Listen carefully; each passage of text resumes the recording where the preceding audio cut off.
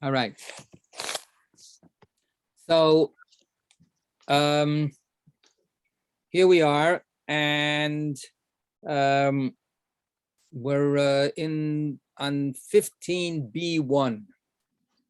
15b1, and we've finished up at the bottom of the left-hand column, and I want to just pay a little more attention to some of the phrases that are in there.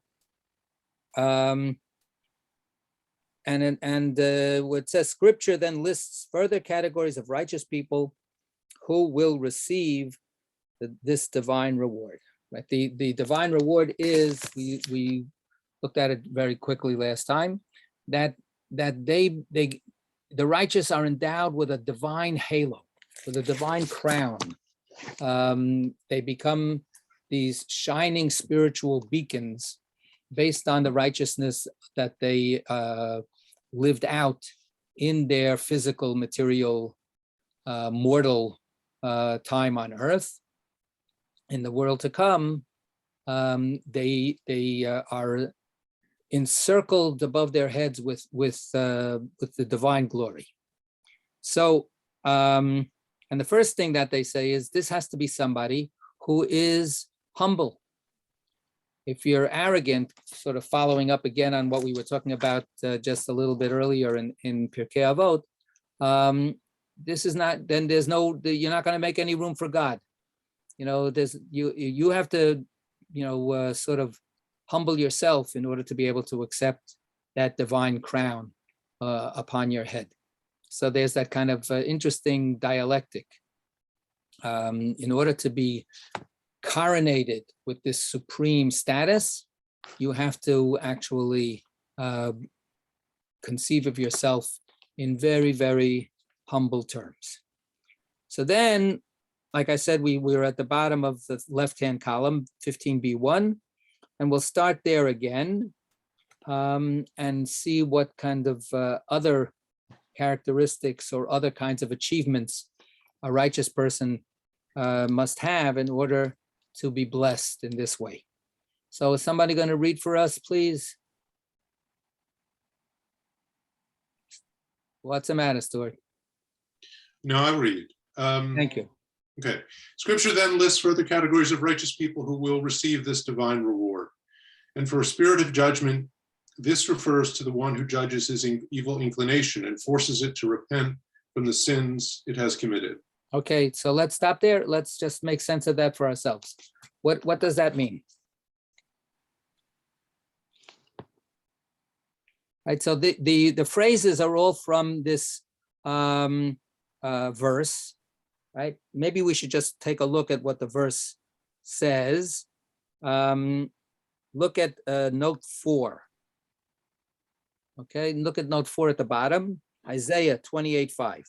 This verse and the following two verses, interpreted below in the Gemara, read, "In that day shall Hashem, master of legions, be for a crown of beauty and for a diadem of glory to the remnant of his people, and for a spirit of judgment to him that sits in judgment, and for strength to those who turn back the battle to the gate.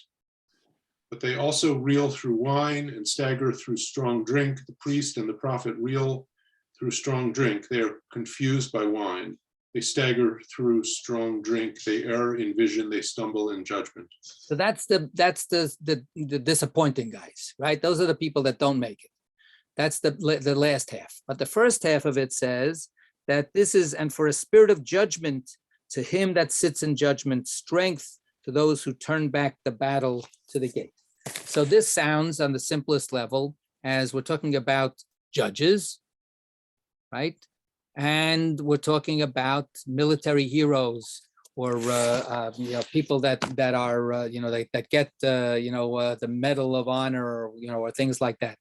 But now what we have in the Talmud is they take it and they apply those characteristics not just to very important people and heroes, but to each and every one of us. So the first one is the one about spirit of judgment. It's not about the Supreme Court, judges. I mean, it's them, but it's also anybody and everybody. This refers to one who judges his evil inclination. So what do they say when they say that? What are we saying?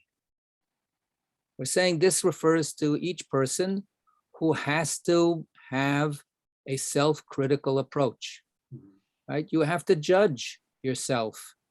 Oh, you know what did I just say to that person? Was that the best thing that I could have done? Was that my best self that I just expressed?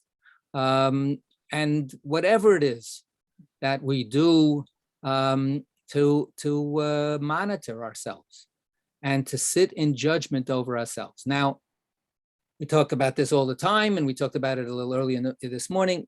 Everything and anything can be taken to an extreme, and everything can be used, in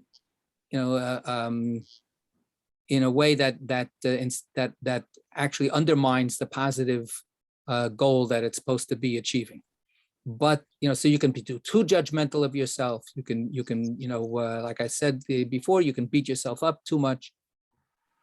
But we also should not be always just letting ourselves off the hook. That's who I am. That's the way I am. That's how I talk. That's how I react. So just accept me for who I am. The Torah is based on the idea that who we are is always available for work, right? That all that work that we're supposed to be doing, we're supposed to be working on ourselves all the time. It's not just, we shouldn't just be sitting back and going, oh, okay, I really like the way I am right this very at this very stage, and I'm never going to change. Even to like the things that you like about yourself, those things that you like about yourself need to be worked on, and not critically, but to be cultivated, to grow it. So judging oneself is the first part of this, and this is everybody and anybody, right? The judge is the person who judges other people. Well, what about yourself? You have to judge yourself. So that's the first thing. So then we have the next one, and the next one says, the one who sits, go ahead. And for strength. Wait, where are you? Okay, in the Gemara. No, let's go back. To one, 4 lines from the bottom. To one who sits. To one who sits in judgment, this refers to one who renders a judgment that is absolutely true. So this means this really is a person sitting in judgment, supposedly, right? But the idea is that they hadan din emet la'amito. That's the Hebrew, right? So we've got this almost redundancy. You judge the judgment to the truth of its truth. So what could that possibly mean? So let's look at note 8, I think. Literally, one who judges a true judgment to its truth. Which sounds very repetitious and just tautological. So what could it possibly mean? Tosafot explains the double expression. If the witnesses are suspected of lying, a judge may not decide the case based on their evidence. First, they must be thoroughly cross-examined until the truth is ascertained, and only then may the appropriate judgment be rendered. Okay. Tosafot here and to Bava Basra. Okay. And so on and so forth, right. All these references. So this is one suggestion, right? So what's this suggestion talking about? What kind of situation? Somebody's testifying in a trial, and right. Yeah, and you can't just accept their evidence for face value. They need to go through cross-examination. Right, but that's pretty standard, right? That's pretty standard. What Tosfot is saying is, you're smelling a rat. If you just do the standard procedure, these witnesses will have their testimony accepted, and the judgment will be rendered, according to exactly the rules. That's the way the rules are, and you're doing your job, and that's fine. So what Tosfot says, no, but then there's doing a judgment that's true, but that's not really true. And this is the phrase that renders judgment that is true to its truth, right? So there's the level of truth. Okay, the person came in, they saw the lineup, they pointed out the person who's the perp, and okay, so now we convict that person, and that's all there is to it. But if you've developed a kind of a sixth sense, or you just have a sense something is fishy here, right? There's something doesn't quite, or it could be, am I really doing everything possible to find out the truth here? And of course, people we know in the legal system, from law enforcement, investigators, detectives, and the court system itself, the pressure to get things finished, right? First of all, to get, to arrest somebody. Something happens, something terrible happens, there's a terrible pressure. We need to get somebody to blame. Hopefully it's the right person, but guess what? Even if it's not the right person, we have a certain satisfaction if we can, if we can get somebody. And then what happens, I don't have to go through all of these stuff. We've seen enough TV shows, we've read enough news articles, we've seen enough exposés. Where is the truth is a really hard question to confront. And the system is supposed to be an honest system.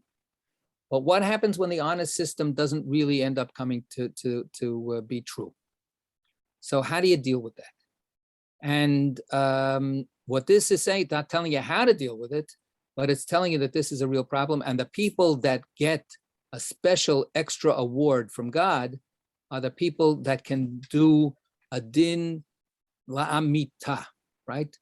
If they can succeed in getting to the real truth, then that's an achievement of supreme righteousness. Hold on a second. It looks like my dog wants to go someplace.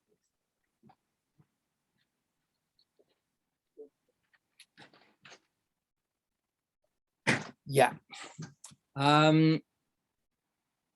Look, to editorialize on, from my perspective, I'm not very happy about the way things are going in our legal system in the United States.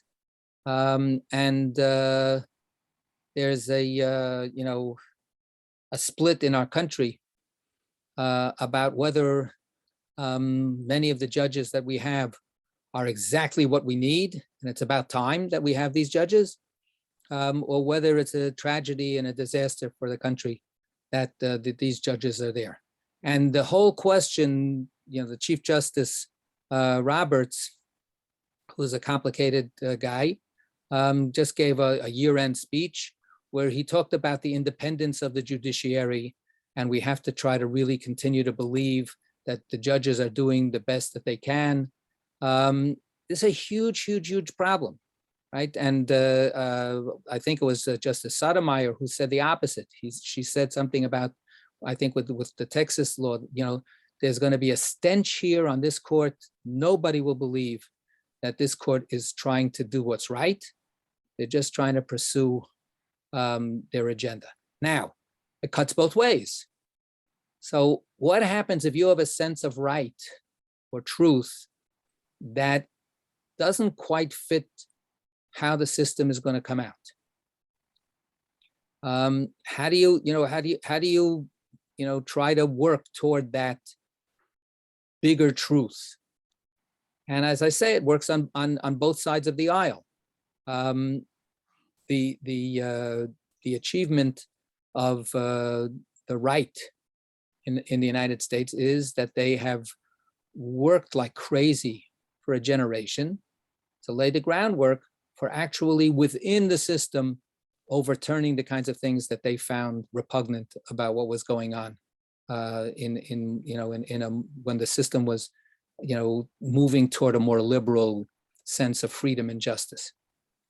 And they felt that no, that's really absolutely wrong, and they were able to actually do it from within. But this is a huge question, and outside of the United States as well. When does a judge just simply apply whatever the rules are that are around? And when does a judge say, I'm complicit here in something which is not true, which is not serving the truth, which is not serving justice? So hard questions. And what this is simply saying is there is an all too rare, and that's what we shouldn't take for granted, an all too rare phenomenon of rendering a judgment that is truly true. That all too often we render true judgments, but they're not truly true. And to a certain extent, we can excuse that as saying, hey, we're human. We're not divine. We're just going to do the best we can. But what is that best we can? Back to the self-judgment part. How well can we actually really do? So anybody want to chime in on this, or we go on? Well, I'll talk. I'm teaching a course this spring on criminal adjudication, and I won't bore you with. I mean, I could, once I get started, I could go on for a long time, but I'll just make 2 points. One is that, I mean, a narrower reading here has to do with truth finding in a tribunal, in a court. So in our criminal justice system in the United States today, more than 95% of all cases are resolved on plea bargains and guilty pleas. And, you know, by definition, the truth finding in those proceedings is pretty minimal. It's basically the defendant makes a statement, you know, conceding guilt, and there's no testimony given. It's just, I did it, and then he gets a reduced sentence. So the truth finding in those cases is pretty minimal. I would say even compromised. Yeah, because there's pressure on him that he may take a plea. Sometimes if you're on Rikers Island, you know, people will just plead just to get away from that hellhole. Right. So there's that. So I just want to reemphasize, that means that everybody knows that the truth is not what we're after. Right. Everybody accepts that it's just a compromise, and given the resources of the system and the how much we're willing to devote to trials and process.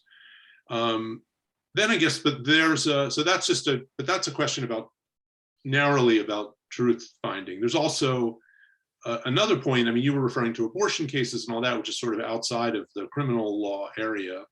If you just think about, you know, with the way we've dealt with drug offenses in the United States, there's a question about, you know, the underlying legitimacy of the laws themselves, which is different from the truth finding function, which is more a function about what kinds of conduct do we criminalize, and on whom does the burden fall, and so forth. So that's kind of a different truth, I guess.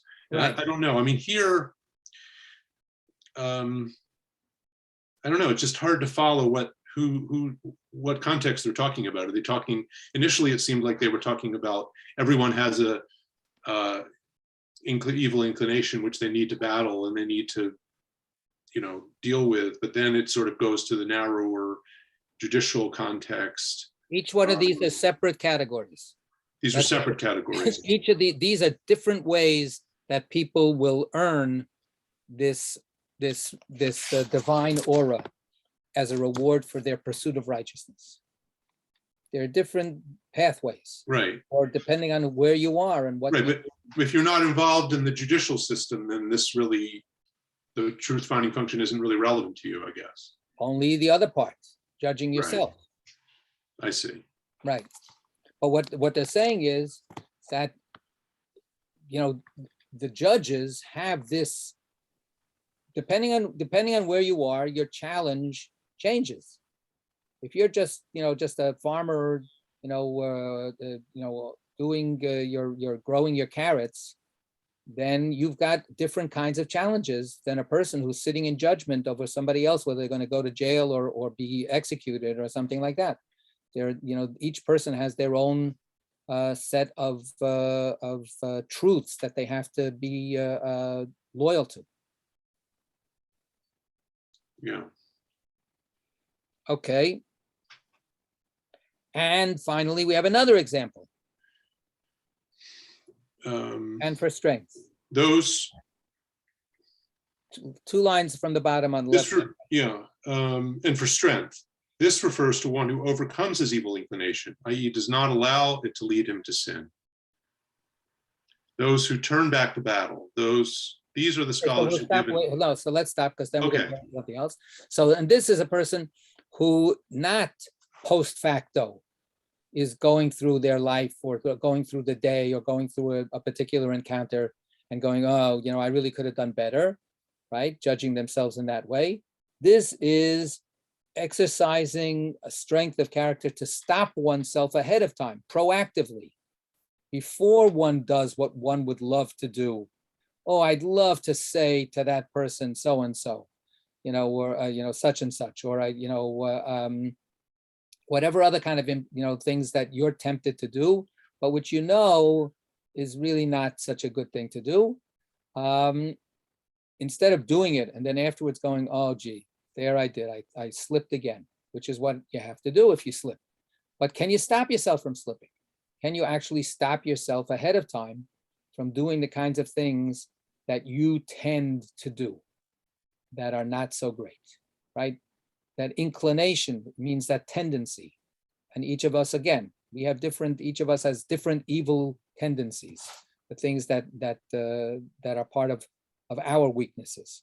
So the strength is the person, not the person who can lift 500 pounds or the person who can do battle, by turning back the people. We're going to get to an example of that in a second, but it's not that physical strength. We have it in Pirkei Avot as well, chapter 4. Ezehu gibor hakovesh et yitzro. Who is the real hero and strong person? The person who is able to conquer their own tendencies, right? Who can be who can take charge of themselves and not just be victim to their own impulses. So again, that goes back to a more universal idea, right? And now another set of people. Those who turn. Go ahead. Those who turn back the battle. These are the scholars who give and take in the battle of Torah, i.e., they debate matters of Torah. To the gate. To the gate. To the gate. These are the Torah scholars who come early in the morning and stay late into the evening in the synagogues and study halls. Okay, so both of these are now celebrations of those who study Torah itself. So we've gone from general, we've gone to administrative, judicial appointees, we've gone again back to general, everybody, and now we're going to the world of the Torah students. And here we have, again, if we take the previous examples as a kind of as models, the previous examples are difficult to achieve. Right? The previous examples are all challenges that we need to face.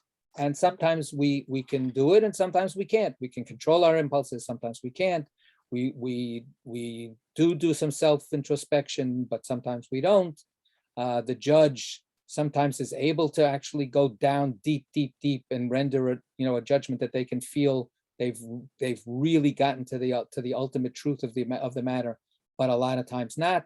So these are exceptional and difficult kinds of examples. So now let's read in that light the example that we have here about Torah scholars, the scholars who give and take in the battle of Torah, in the debates of Torah. So what do you think? So it just means that they can argue with each other. That's not very hard. Arguing, we are a species that many of us, some of us actually do really hate argument, but if you hate argument, you're not going to be in the yeshiva. So the yeshiva is a place where argumentation is the bread and butter, it's the lifeblood of the community. So what would they be saying here then?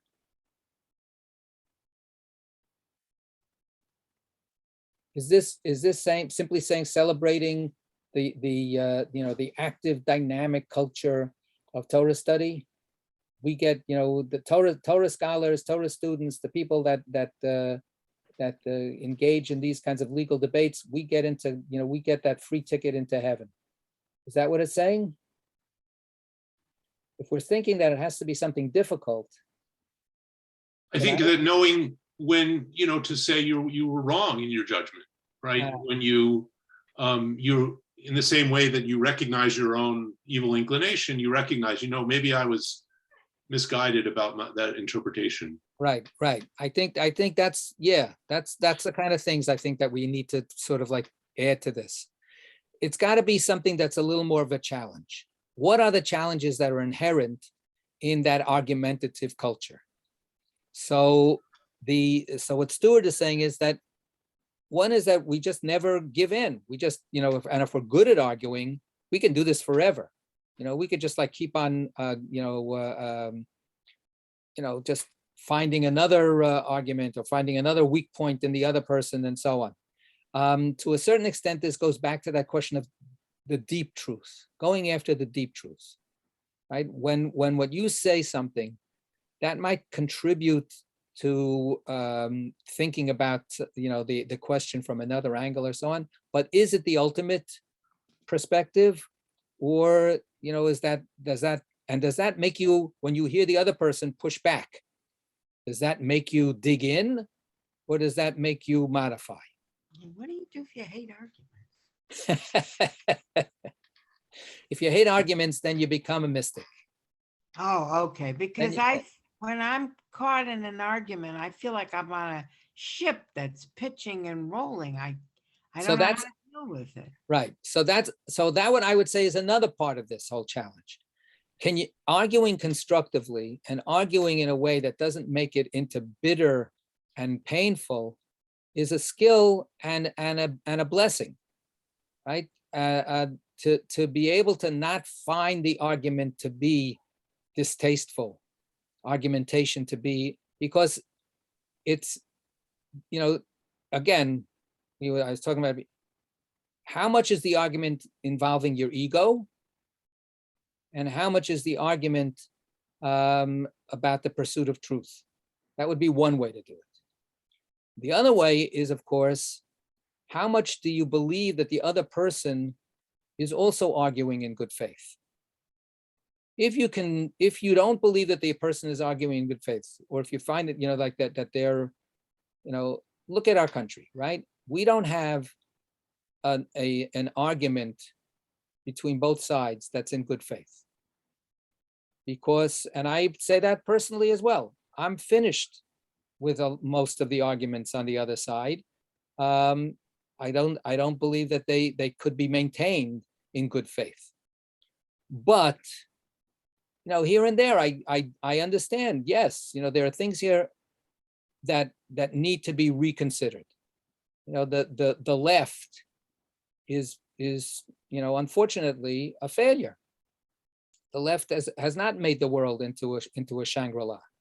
So there certainly are things that need to be critiqued. There are certainly parts of reality that haven't been adequately addressed.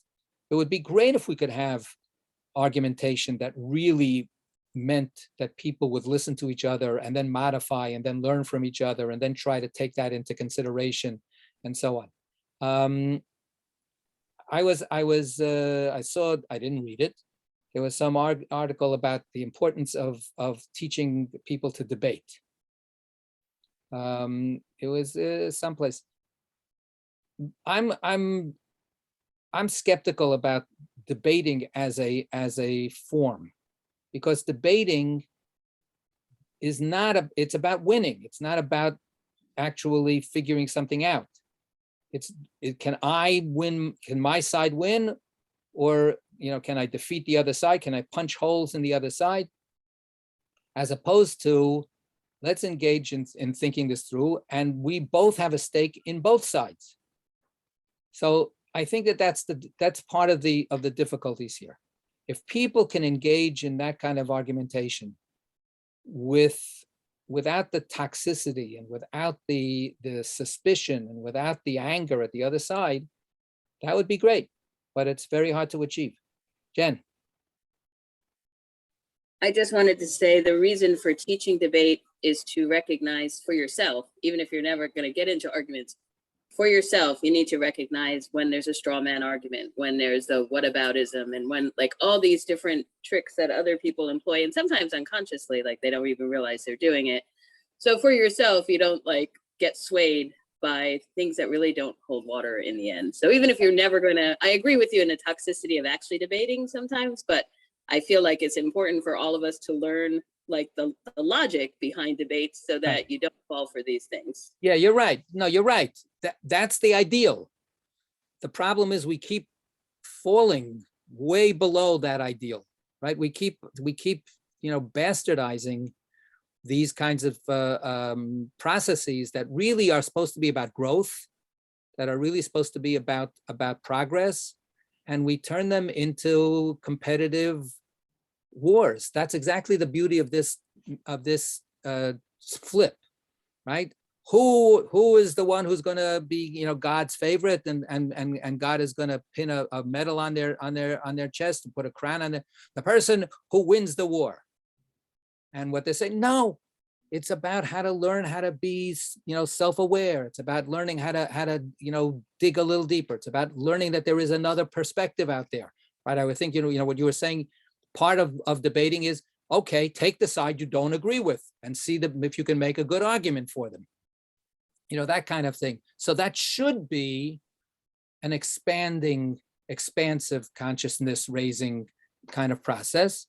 But instead, too often, it's, look at, this thing that we have, the presidential debates. What a depressing phenomenon. Theoretically, it's supposed to be great. It's supposed to be educating the public to all of the complexities of these issues and back and forth. And instead, it's like garbage. So it's very hard. So that's what I would say, that we have to read this, the idea that succeeding in debating and argumentation is a very, very, very tricky and rare accomplishment. I would say that the yeshiva world is based, as I say, on argumentation. And to a large extent, they're always struggling with it because otherwise they wouldn't even talk about it here. But to a large extent, there's an achievement in that culture of, and it says at other places as well, of being able to yell at each other with tremendous vehemence and passion and never taking it personally, right? Just really just getting into the excitement of figuring out or trying to figure out what's going on. And it becomes people, and I've seen this, I think, in my own experience. That was a world that I enjoyed tremendously to be part of for years. And I see that when I'm sometimes outside that world, when I still take that kind of approach of how to present ideas, people get very upset because it's not civil. It's not well-mannered. It doesn't play by the rules of etiquette of the way we're supposed to talk to each other. Because it's more about surface and ego. What can I say? That's my own self-exculpation. Yeah, David. We're discussing categories of the righteous, and it seems to me in the first two examples, we're talking about people who are concerned about their acts and how to exert self-control, avoid sin, do what's right. But this third one here is I think qualitatively different. We're talking about the Torah, we're talking about debating Torah, ideals, the mind of God. So I think this is it's a different thing. And further to that, maybe in the fourth step, the scholars who come early and stay into the evening I suppose it's possible in the third case to debate Torah, and in the fourth case to come early and stay late. It's more devotional. That's my take on it. Right. So Josie, if you don't like argument, come early before the other people are there to argue with, or stay late after they leave. Right. And I think, yeah, no, I think that that's a good word. There's a devotional element in that last category. That's different. But I want to go back to the other one, the business about argumentation. Yes, they're all slightly different, but I think that what we have here back and forth is very self-reflective ideas. You know, the person who is judging, did I act the best way that I could, or the person who stops themselves from stepping in it ahead of time. These are self-directed work.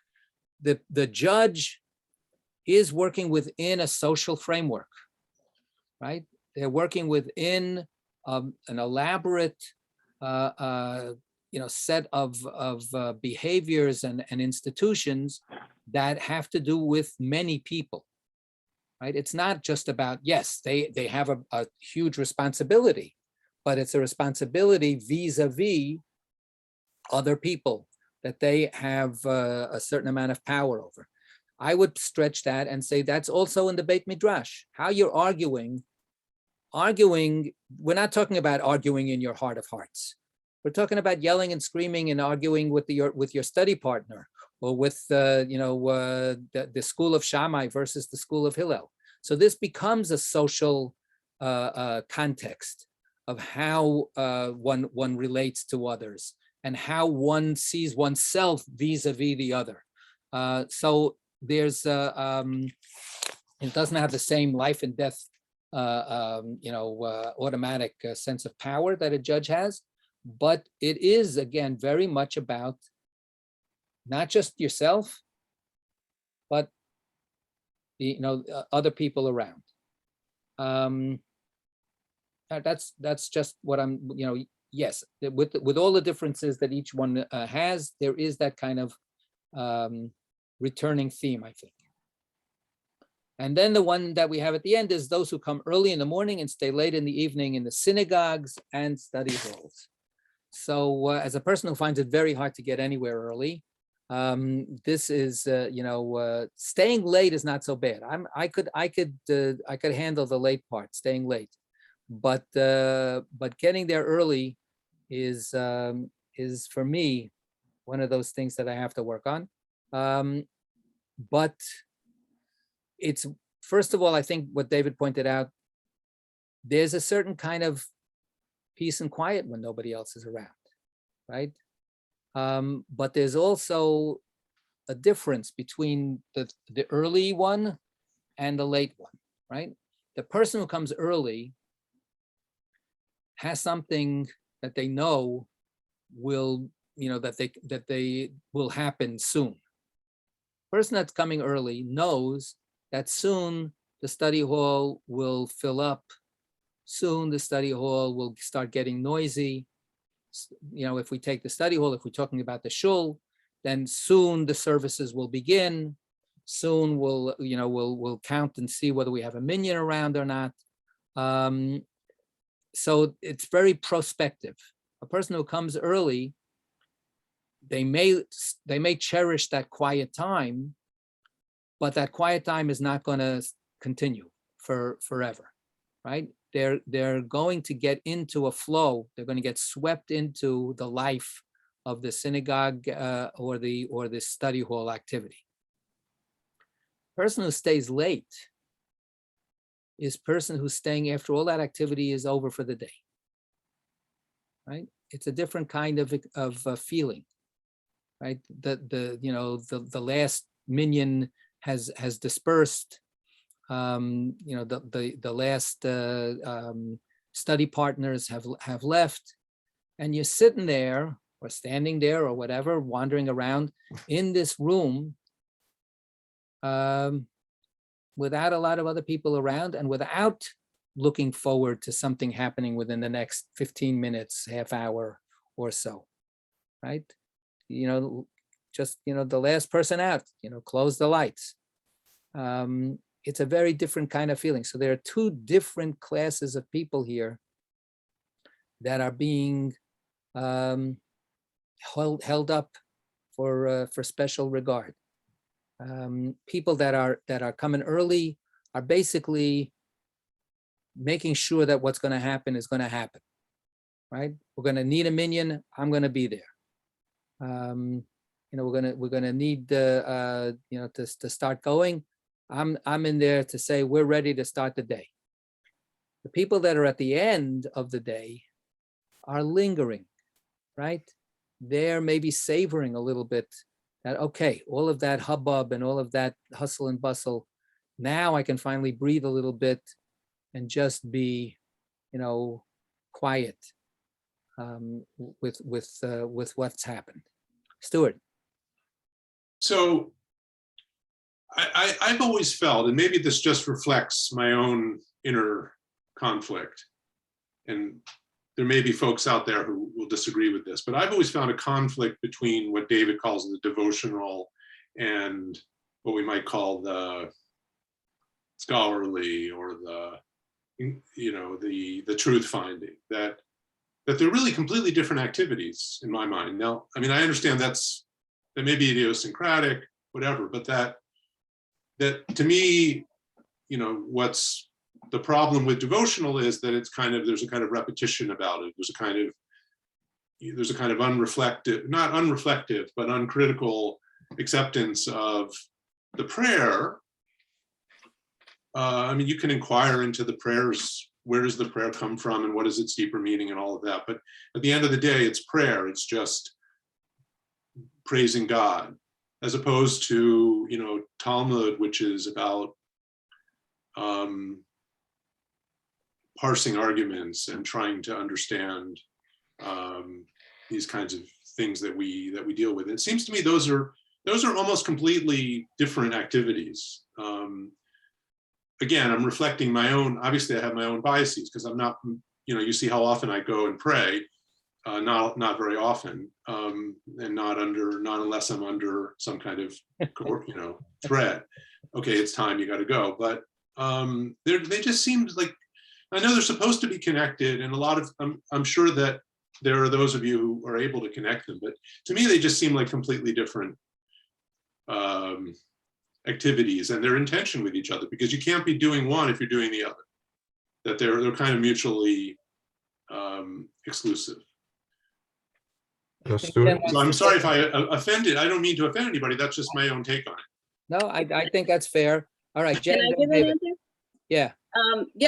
I think that you're right, they're in tension with each other, but I think if we look out, well, we can look in our own tradition and outside of it, like in Vedanta Hinduism, they make a big deal out of saying, whether you love God, like that's completely devotion and try to see God in every person you meet, or whether you are doing the path of karma, which is like basically dedicating yourselves to good work, or whether you're on the path of knowledge, which is like discovering truth, you are going to end up in the same place. Like all of these are, ways that will lead to whatever you want to call that state that you get to.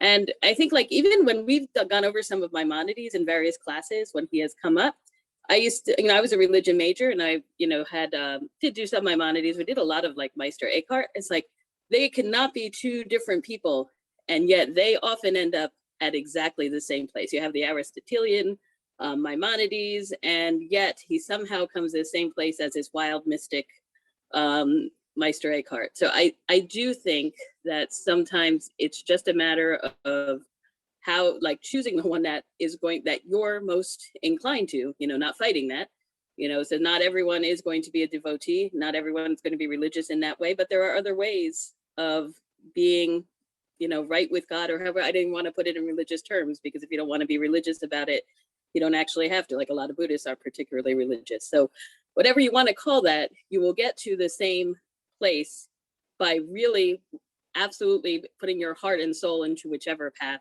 you're looking to take, for what it's worth. Thank you. David, You wanted to say something? Yeah, I'm concerned that maybe Stuart misconstrued what I was saying. I was describing the fourth category, the come early, stay late, as really someone who is devoted to parsing.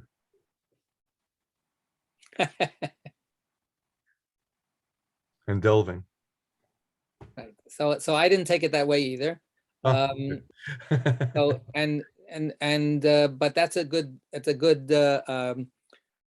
putting them together, because I think that the one thing that hit me when Stuart was describing devotion, it's these prayers and so on. I'm not into it, but the word devotion is a very hot word. It's about passion. It's about, if our prayer experience is flat and uninspiring and boring, it's the same thing again and again and again, that's not devotion. That's services. That's unfortunately, the experience that most of us have most of the time. But that's not what devotion that I was, when I heard David say that's what I was trying to a little bit unpack, to feel good in a place, to be connected. Think about devotion to a person you love. Is that boring? Is that, is that, what? This is so boring. Why can't I just be involved in intellectual debates all day long? Well, some people, that's fine. That's what, yes, they are different, but, is there room in a person's life for both things? I would hope that could be the case. There's a story about Reb Zusha. So Reb Zusha was a great early Hasidic master. And the story, and I probably told this because I, tell these stories over and over again. And not because I have to, but because I like to. So there's a certain devotion to it. So he came into the study hall and he picks out a volume of Gemara and he opens it up to the first page and he sits there and he starts studying. And the other disciples, they watch their great master and they're imagining, wow, the Reb Zusha, where he goes in his apprehensions of what's going on in the Gemara, who could imagine how deep it is, how great it is? And, they're just in awe and a little envious maybe. And maybe also a little bit, inspired to try to keep on growing. And there he is, and he's just going and going. And the next day comes in, and he sits down with the volume, and he opens it up to the first page, and he's still there on the first page. And this goes on for a few days, and they're going, "What is going on here? How much can you be just on that one page? How deep can you go?" And they begin to start, themselves in their own, inspiration. They're getting a little impatient. So finally, they push, the one victim to be their, to be the one to go over to the Rebbe and have the chutzpah to say, Rebbe, we've been watching and it's amazing, but how come you're not? Are you stuck on something? Is there some deep question here that you're working on? Could you share that with us? Like, how come you haven't moved on to the next page? And Reb Zusha looks at him and he goes, why should I move on? It feels so good here. It just feels so good right here. So why do I need to go on? So, there's a possibility of devotion in the study.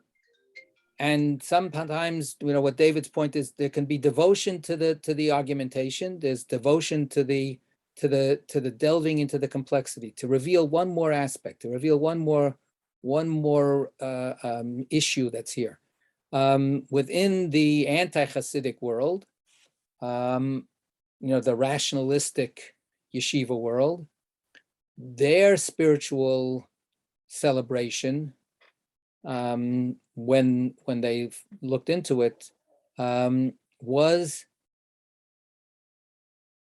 the devotional feeling that I am, in my delving into this complexity, I'm getting to know God more and more. That it's not just an intellectual exercise. This is the mind of God. It's Torah. And Torah is God's mind, so to speak, capital M. So the more I can explore, it's like there are many rooms in my mansion, says God. If I can be allowed to explore where God lives, what God has wrought in terms of the concepts and the issues, then that can be so exciting, and that can be so wonderful in a devotional way, in the sense that I am being given a gift of intimacy that not everybody enjoys.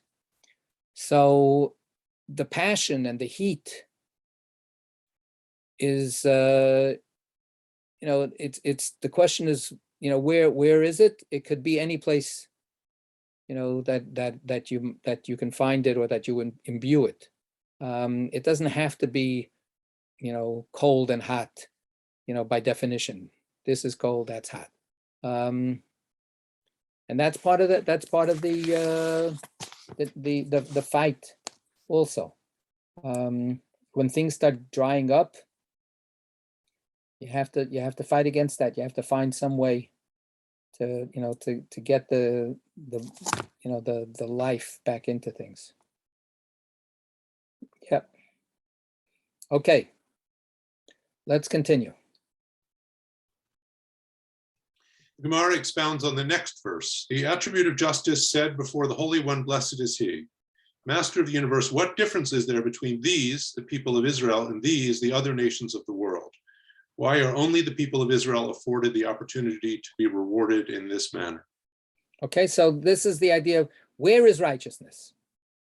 So we've just celebrated all of these different examples of God endowing each one of them with a crown of righteousness. And now the Gemara is asking, well, except for maybe the Torah part, aren't these universal? So, but the Gemara is assuming, an interesting assumption, that this is only, that God is giving this to the Jewish people, right? So there's a kind of a parochial assumption, but then a challenge to that parochial assumption. Why shouldn't this be the case for everybody?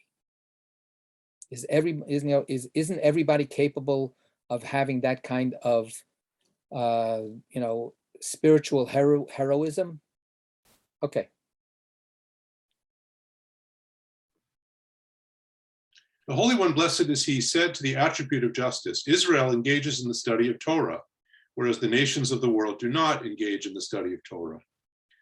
Said the attribute of justice to God, accordingly, concerning the wicked of Israel who are sent to Gehenna, it must be said, they also reel through wine and stagger through strong drink. They stumble in judgment.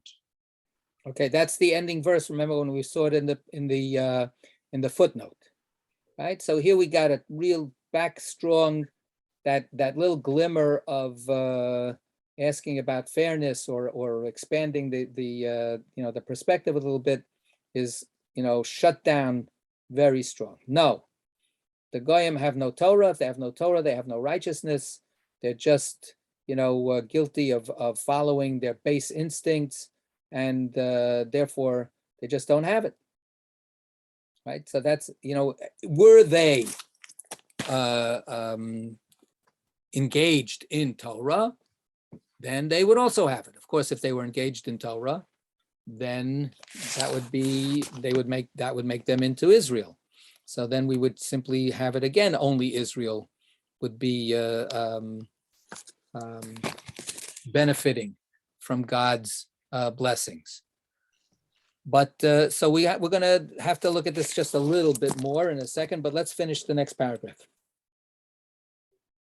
Gemara proves that this verse is a reference to the judgment of Gehenna. The word paku, they stumble, certainly alludes to Gehenna. Shene Amar, as it is said, and this shall not be a cause of stumbling to you. And the word pililya certainly means judges, as it is said, and he shall pay as the judges determine. Okay. So that's a side thing. The first citation is actually from Avigail's discussion that we had a page or two back, where she said, "Don't try to mess with me. That's not going to be good for you. It'll be a stumbling block for you. You lose your world, place in the world to come. I'm a married woman. Remember all of that." And the second one is about judgment per se, v'natan b'flilim. So they will be judged, and the final judgment will take all of these bad guys and throw them into the pit, into Gehenna. But back again to what the question: is it really impossible for the Gemara to conceive of a righteous Gentile? Well, not everywhere. Maybe in this particular place, maybe in this particular teaching. But other places we say that we've got many stories. We have teachings. The righteous of the nations have a place in the world to come. Absolutely. So all of this does apply to anybody. So if a person is not Jewish, but they have a strong sense of moral compass and they're devoted to keeping their integrity and their honesty and dealing with other people in a way that's just and righteous. So of course they're going to be recognized as such by God, because that's exactly what God wants in this world. So the possibility of somebody being righteous and not being in the Jewish people is acknowledged again and again throughout the Talmud. And a lot of times we actually are embarrassed. The Gemara brings up cases of righteous Gentiles as a way of embarrassing the Jews. Why? We're supposed to be so great, and look at them. They're so much better than we are. So so that happens again and again. But in this particular statement, it's pretty black and white, right? Except that maybe we could sort of a little bit, do a little expansive apologetics here. What does it mean when we say that the Goyim don't do Torah? What is Torah? What exactly do we mean when we say Torah? And that question can be answered again in a very narrow way. Torah is only the Talmud and the Mishnah and the Tanakh and the Jewish interpretations and Maimonides and Rashi and so on and so forth. That's the Torah, and they don't have it. We have the Torah; they don't have the Torah. But the word Torah also could be understood, in a much broader sense. And then the question is, it's like a self-fulfilling prophecy. Those who keep the Torah will be fine. The problem is that the world itself just doesn't keep the Torah. I came across a quote by Rabbi Abraham Joshua Heschel, which is was a striking and very challenging quote. He said after the Shoah, after the Shoah, he said, in a world that doesn't believe in keeping the Shabbos, what we have learned from the Shoah, he said, is that in a world that doesn't believe in keeping the Shabbos, you don't believe in thou shalt not murder either. right? So he makes this very extreme claim that if the Torah in its own really special particularity is not cherished, don't expect the universal values to be cherished anyway. That there's this mysterious dependency that both sides have on the other, and the survival of Torah in a certain way is a condition, a sine qua non for the survival of just plain decency in the world. Too many times, again, in modern history, when the capacity for evil has just like exploded, too many times we have, in the name of a universal goodness, we have the destruction of particular groups and particular people's particular ways of life. And that's where, so then the universal is not being fulfilled, right? The universal has to be a place where those particulars can thrive next to each other. So yes, there's a polemic here in the Talmud, because guess what? The Goyim are oppressing us, and they're making our lives miserable and beyond. That's the historical situation that is reflected here. But the essence then is what is the goodness that we should be striving for? Does anybody only own that goodness themselves and nobody else does? So if it's a Jewish claim, it's just as bad as if it's somebody else's claim. If the universalist claim is also an exclusive universalism, then we're going to get in trouble. That's going to be a totalitarian recipe, right? So that's a paradox, and we never seem to get to be able to find the right balance. All right. Let's see if we can do just a little bit more. It's interesting that Heschel, of all people, would say that, because I think of Heschel as being kind of a universalist, right? He's the favorite rabbi of the Christians, and well, that's the thing. That's where we do him, as we would do to anybody, a disservice when we flatten them out to only one aspect of what they were about. He was a very complicated, richly endowed person.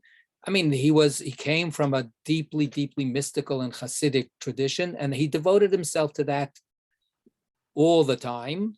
right. And it's actually, again, he crossed the bridge, literally, that Selma bridge. He crossed the bridge between being this kind of like contemplative theologian that wrote poetic, abstractions about life. And also because he took actually what he wrote seriously, he then said, you know what, I have to go out there and walk the walk. So it's the reason that he's, I think, so easily identified with that universalism is because the other stuff we don't want to deal with. Yeah, Jen.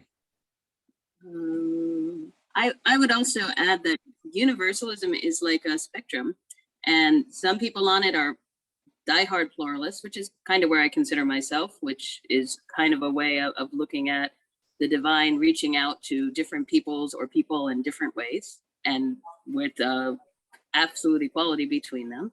But there's also, like, you can be more inclusivist, where your truth, the truth that you have, can grow a little bit and somehow include other people, and that can be a little condescending, but it's also better than people trying to convert you or whatever. So or just not trying to convert you and still think, well, Gentiles will probably be okay, if they follow these Noahide laws. Or on the Christian side, it's like, oh, don't worry, Jews and Buddhists and whoever, Jesus is really saving you, even if you don't know it. So there's like some really condescension there, but it's still a way of making room for other people. And I think that's, you know, that's the crux of being a universalist. So I think almost any form of universalism is preferable to the opposite, to narrow, I don't know how to pronounce the word, parochialism, to believing that for some reason your group and your group only is, you know, enlightened and special and etc. So I don't know where Heschel was, because he sounds different in different things he wrote. I don't know where he was on the universalist spectrum. And I think it's something I'm sure we all kind of struggle with, but I just wanted to put out there that it is a spectrum and it's not a one consistent thing for everybody. So you're right.